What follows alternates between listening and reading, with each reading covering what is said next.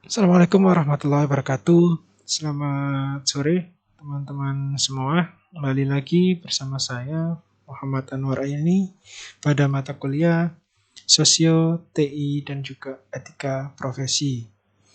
Baiklah, pertama-tama saya ingin menyampaikan terima kasih kepada teman-teman semua yang telah sudah bersusah payah membuat video-video yang mana video tersebut sangat bagus-bagus, sangat kreatif. Jadi saya pertama-tama mengapresiasi teman-teman yang sudah mengerjakan UTS-nya dengan baik.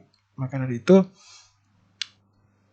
untuk minggu ini kita akan lanjut ya untuk materinya. Jika minggu kemarin kita melalui UTS, untuk minggu ini kita akan lanjut ke materi. Baiklah, meskipun untuk minggu ini kita hanya bisa jumpa via YouTube, jadi kita akan belajar. Untuk jika di minggu-minggu kemarin sebelum UTS, kita banyak belajar terkait tentang apa itu perkembangan teknologi ya di berbagai bidang kehidupan. Maka selain itu, di minggu kita kali ini kita akan membahas terkait etika profesi. Lebih tepatnya pada minggu ini kita akan membahas tentang etika profesionalisme dalam teknologi informasi dan komunikasi. Jadi itu adalah bab yang akan kita bahas pada minggu kita kali ini. Jika minggu-minggu sebelumnya kita lebih fokus kepada teknologi dan perkembangannya, di minggu-minggu kita yang akan datang kita akan lebih fokus kepada materi terkait apa itu etika profesi. Baiklah, kita lanjut di pendahuluan dulu ya. Untuk pengertian etika dan juga profesi, etika sendiri bisa diartikan sebagai ilmu yang membahas tentang perbuatan baik dan perbuatan buruk manusia sejauh yang dapat dipahami oleh pemikiran manusia. Jadi, sesuatu dikatakan memiliki dikatakan sebagai sesuatu yang baik dan sesuatu yang buruk itu sejauh daripada pemikiran oleh manusia itu sendiri. Maka dari itu apabila kita memiliki perbuatan yang baik sejauh pemikiran yang dimiliki oleh manusia, berarti kita memiliki etika yang baik menurut manusia pada umumnya.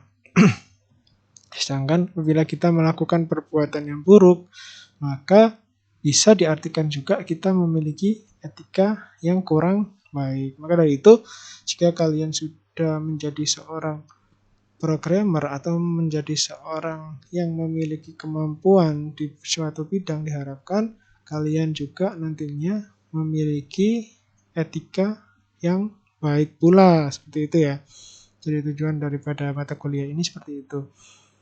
Jadi untuk etika pengertiannya seperti itu. Selanjutnya di situ ada profesionalisme. Selain etika, di sini kita juga akan membahas tentang profesionalisme. Profesionalisme adalah paham yang menciptakan dilakukannya kegiatan-kegiatan kerja tertentu dalam suatu masyarakat berbekalan dengan keahlian tinggi dan berdasarkan rasa keterpanggilan serta ikrar untuk menerima panggilan tersebut dengan semangat pengabdian dan selalu memberikan pertolongan kepada sesama. Jadi untuk profesional ini adalah suatu paham yang mana menciptakan bahwa kita bisa dianggap sebagai seseorang yang profesional dalam bidang kita apabila kita bekerja atau melakukan sesuatu dengan cara yang profesional. Cara yang profesional di sini adalah yang kita lakukan sesuai dengan bidang kita dan juga kita memiliki semangat di dalamnya dan juga kita bisa memberikan benefit manfaat berlebih kepada sesama kita. Itu yang dinamakan sebagai sesuatu yang profesional. Nah, besar harapan kita juga di sini sebagai seorang pengajar itu kalian nanti jika lulus juga memiliki, selain memiliki etika yang baik, kalian juga dapat lulus sebagai seorang yang profesional di bidangnya masing-masing.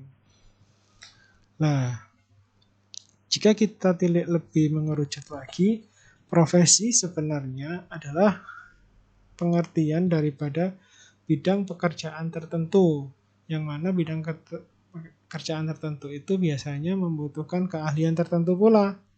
Contohnya, di situ ada dokter, guru, dosen, programmer, web design, semuanya itu merupakan sebuah pekerjaan tertentu yang mana di dalamnya sangat membutuhkan keahlian-keahlian tertentu.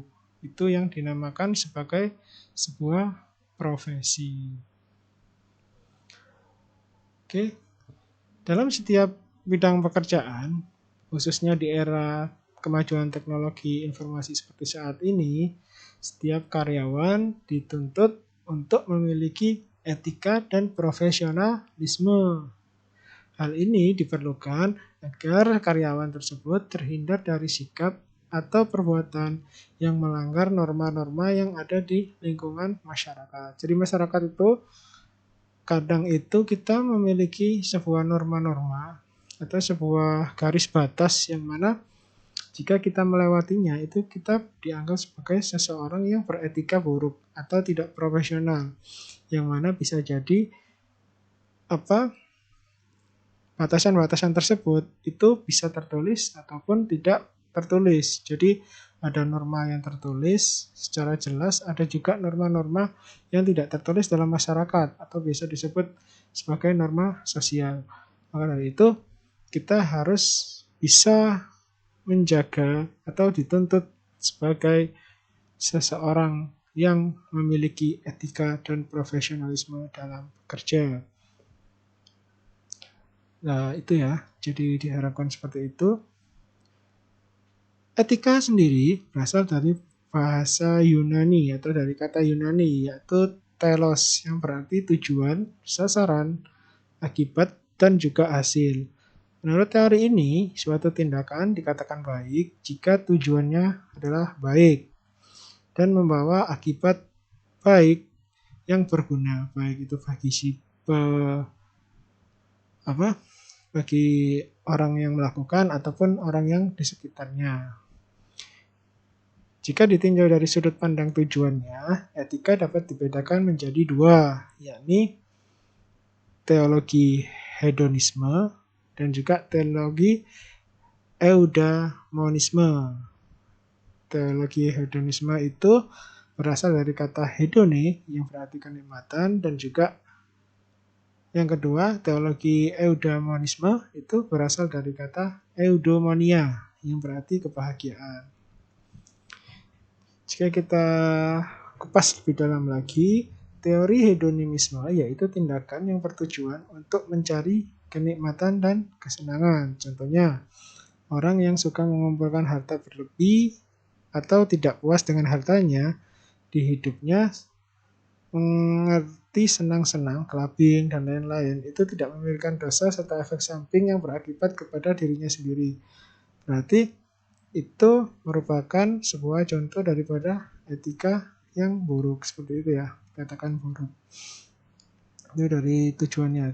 Jadi tujuannya di sini itu lebih kepada mencari kenikmatan dan kesenangan. Sedangkan eudaimonisme itu tindakan yang bertujuan untuk mencari kebahagiaan yang hakiki. Contohnya kita rajin beribadah, menolong, kita ikhlas dalam berbuat baik, dan lain-lain. Jadi jika ditinjau dari tujuannya, etika itu etika baik dan juga etika hedonisme dan juga etika eudaimonisme.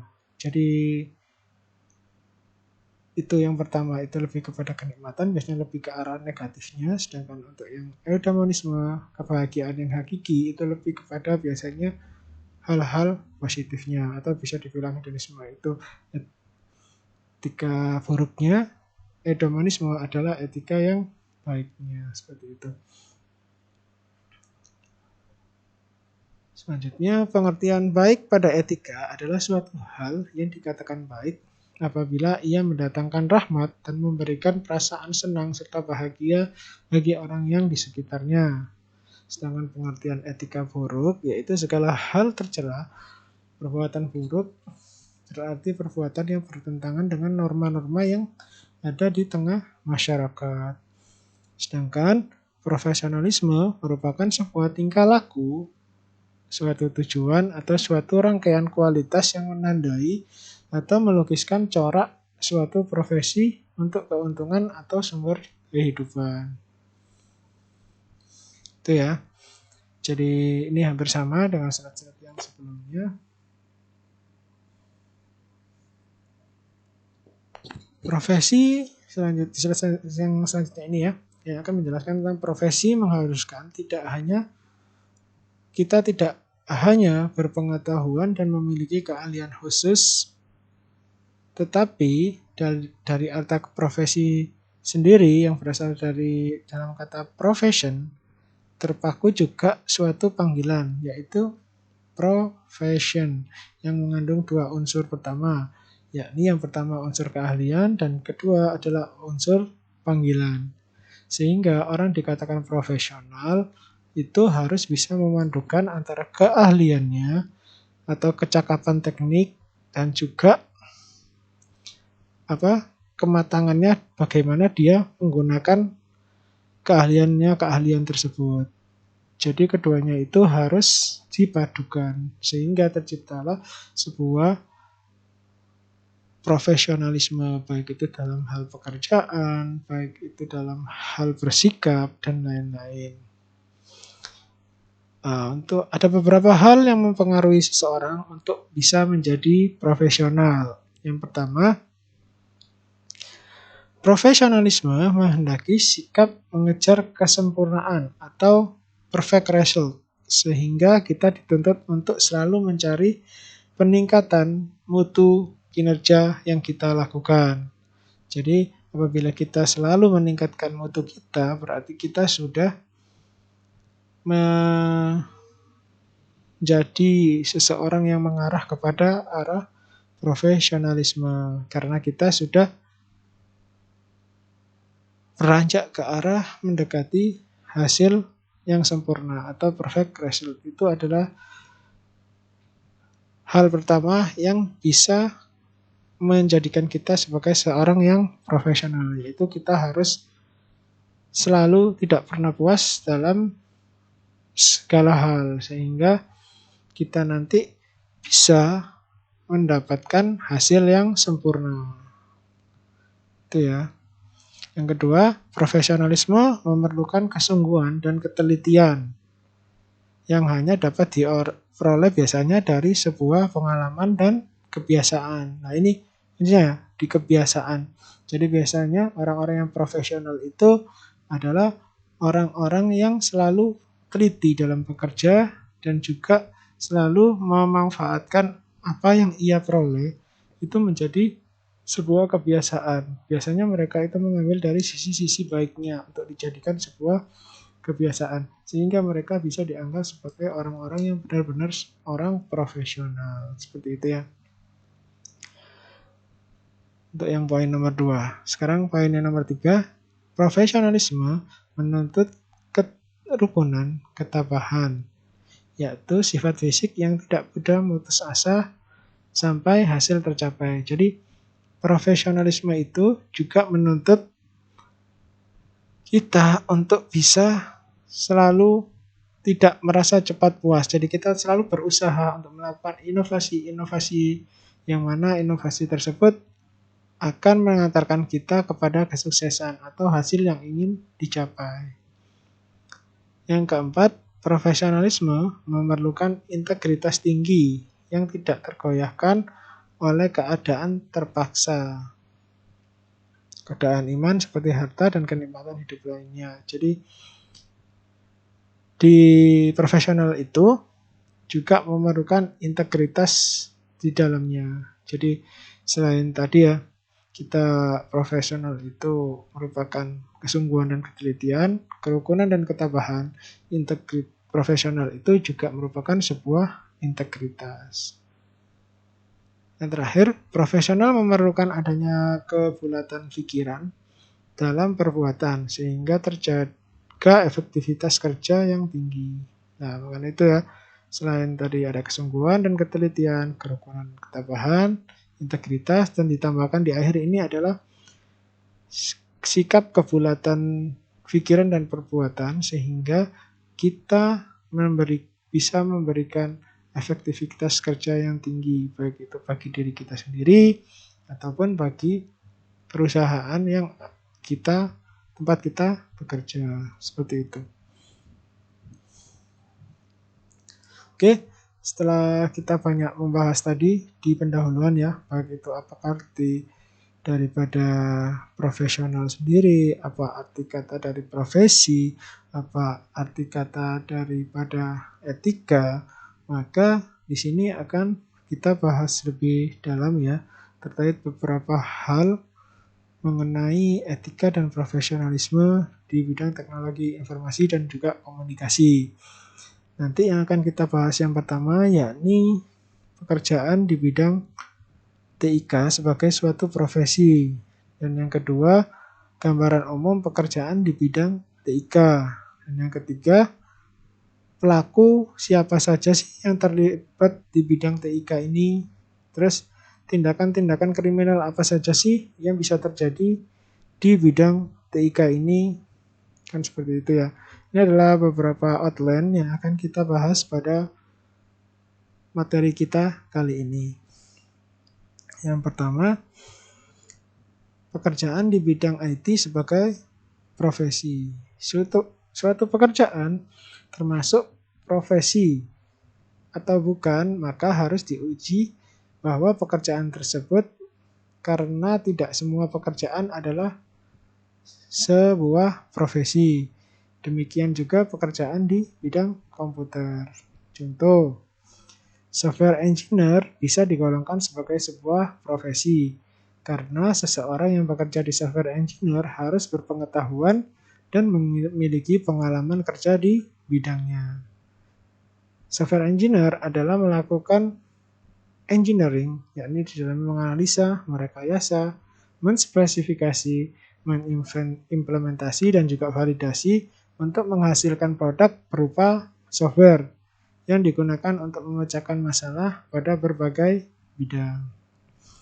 Software engineer juga harus tetap mempengaruhi pengetahuan, keterampilan sesuai dengan perkembangan teknologi komputer yang sangat besar. Jadi dari contoh ini kalian bisa lihat bahwa teknologi software engineer itu digolongkan sebagai sebuah profesi karena mereka satu memiliki pengetahuan dan pengalaman, dan yang kedua karena software engineer dianggap sebagai sebuah profesi karena mereka menghasilkan sebuah produk atau dalam tadi saya sebutkan melakukan engineering untuk menghasilkan produk ya. Karena itu mereka juga disebut sebagai sebuah profesi. Nah, yang ketiga, software engineer ini dianggap sebagai profesi juga karena mereka akan selalu memperbaharui pengetahuan dan keterampilannya sesuai dengan perkembangan teknologi yang ada. Itu sebuah contoh bahwa pekerjaan di bidang IT juga bisa disebut sebagai profesi. Gambaran umum pekerjaan di bidang teknologi informasi dan komunikasi. Secara umum, pekerjaan di bidang teknologi informasi dan komunikasi setidaknya terbagi menjadi 3 kelompok sesuai dengan pekerjaan bidangnya.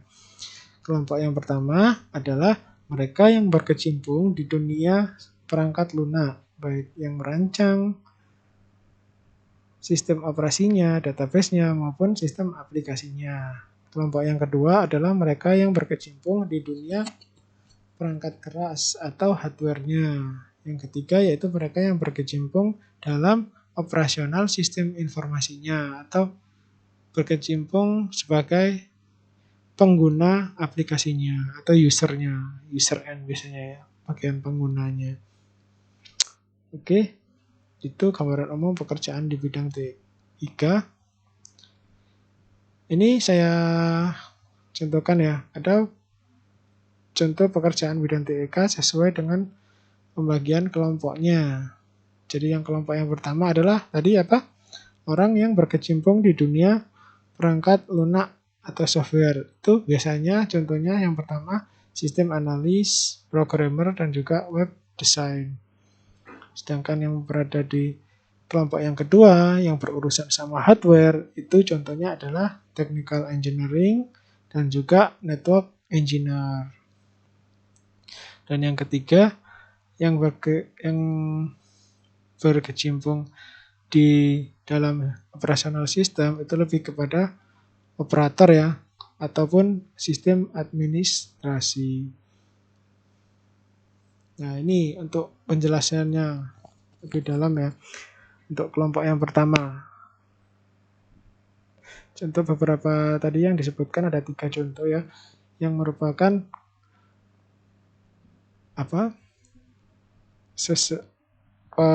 Gambaran umum pekerjaan di bidang teknologi informasi di kelompok yang pertama, yakni kelompok yang membangun sebuah berkecimpung di dunia softwarenya, di bagian perangkat lunaknya. Di sini ada 3 contoh, yakni sistem analis, programmer, dan juga web design.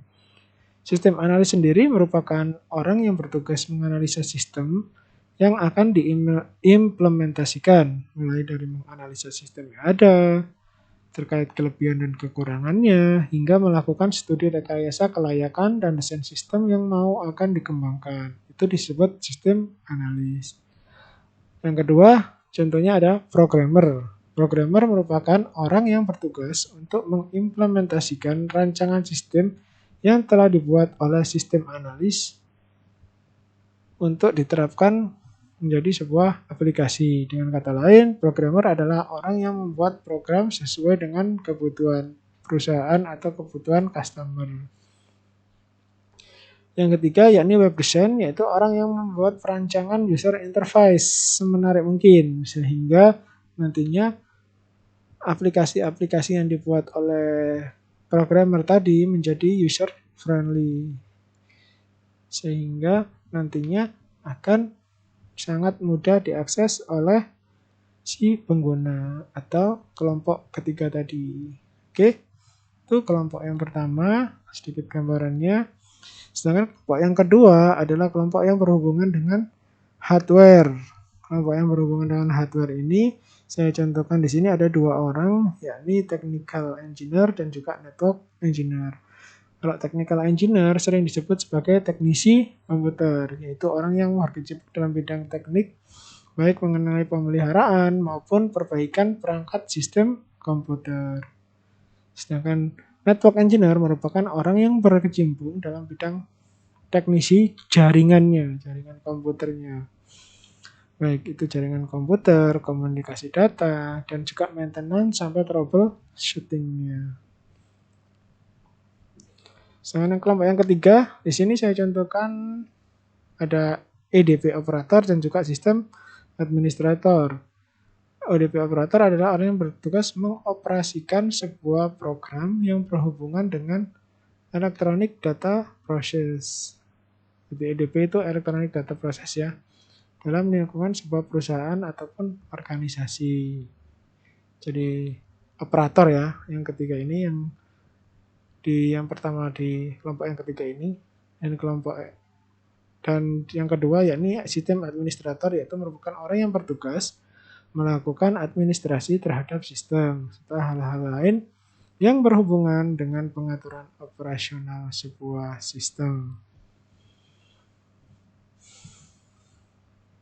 Oke, kita lanjut ke slide selanjutnya.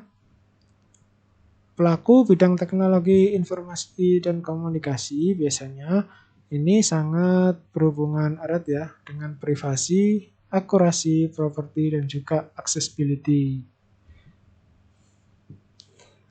Nah, itu tadi 4 isu terkait etika profesi di era sistem informasi saat ini.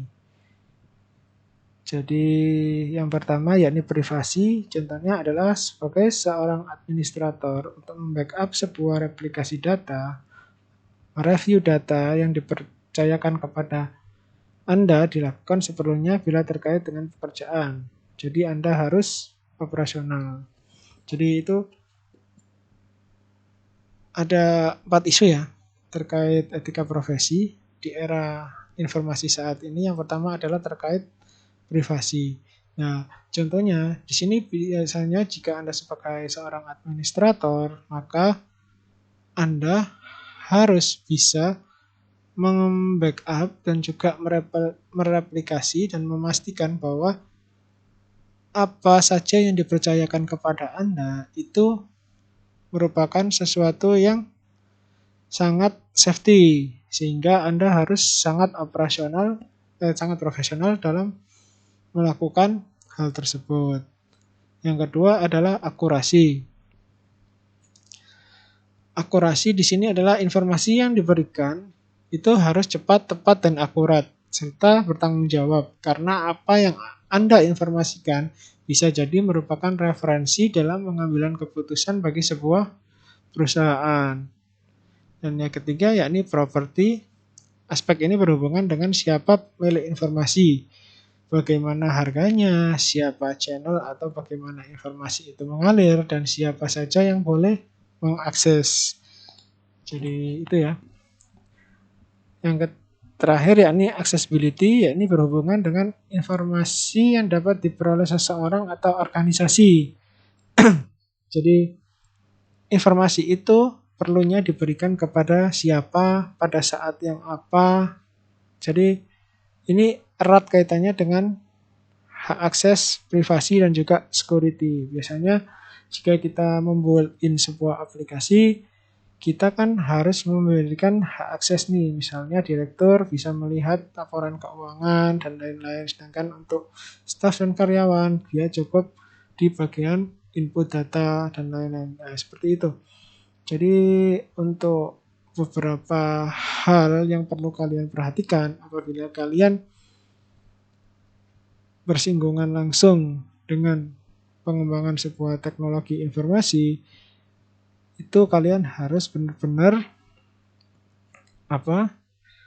benar-benar tahu dan juga benar-benar paham terkait 4 hal ini, yakni privasi, akurasi, properti, dan juga accessibility. Jadi 4 isu ini biasanya sangat erat kaitannya dengan sebuah etika profesi di era informasi seperti saat ini. Jadi itu ya.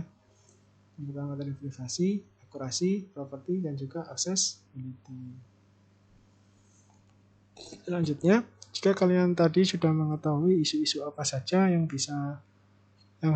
harus kalian backup jika kalian nanti masuk ke era sistem informasi seperti sekarang ini, maka kalian di sini juga harus mengetahui beberapa tindakan kriminal yang bisa jadi terjadi di bidang teknologi informasi dan komunikasi.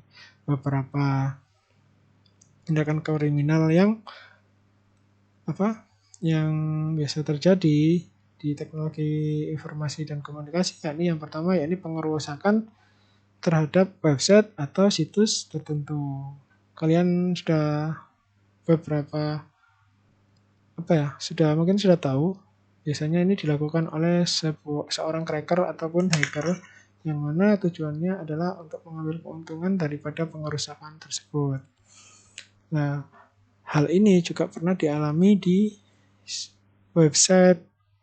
beberapa website OPD atau organisasi perangkat daerah di Gresik. Jadi mereka itu merusak website dan juga masuk ke dalam sistemnya, dan dia meminta Bitcoin sebagai imbalan untuk pengembalian datanya. Biasanya seperti itu.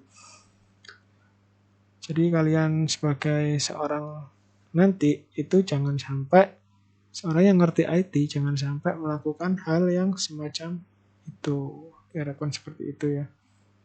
Dan yang kedua, tidak mengakui penyerangan yang dilakukan terhadap website atau situs tertentu. Jadi bisa Key 1 dan 2 ini bisa dibilang saling terkait ya. Jadi nanti apabila kalian melakukan sesuatu yang tidak baik, maka diharapkan kalian ya juga bisa sangat bertanggung jawab dengan kemampuan dan juga keahlian yang kalian miliki.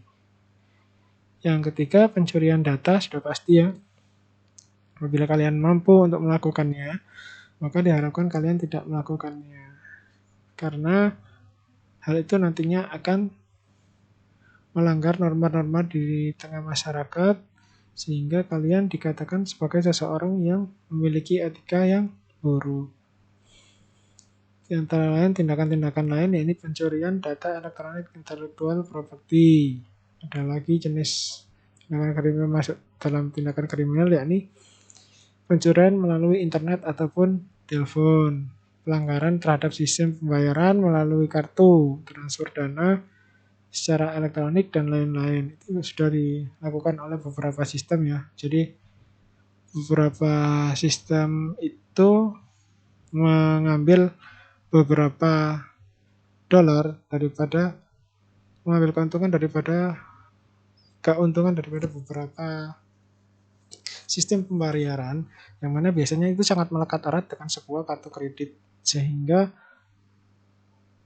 kita sebagai seseorang yang tahu IT bisa memanfaatkan tersebut dan itu mengambil yang ada di situ untuk keuntungan pribadi kita. Lah itu juga merupakan sebuah tindakan kriminal. Yang ketujuh, pembobolan, intersepsi dan juga pencurian ID itu sudah jelas ya merupakan sebuah tindakan kriminal. Pelanggaran terhadap sistem finansial dan keamanan online sudah pasti, mengganggu jasa-jasa jaringan sudah pasti, dan lain-lain. Judi online ini ya yang mungkin lagi marak, Markavi dan lain-lain, itu merupakan tindakan-tindakan kriminal di bidang teknologi informasi dan juga komunikasi. Oke, untuk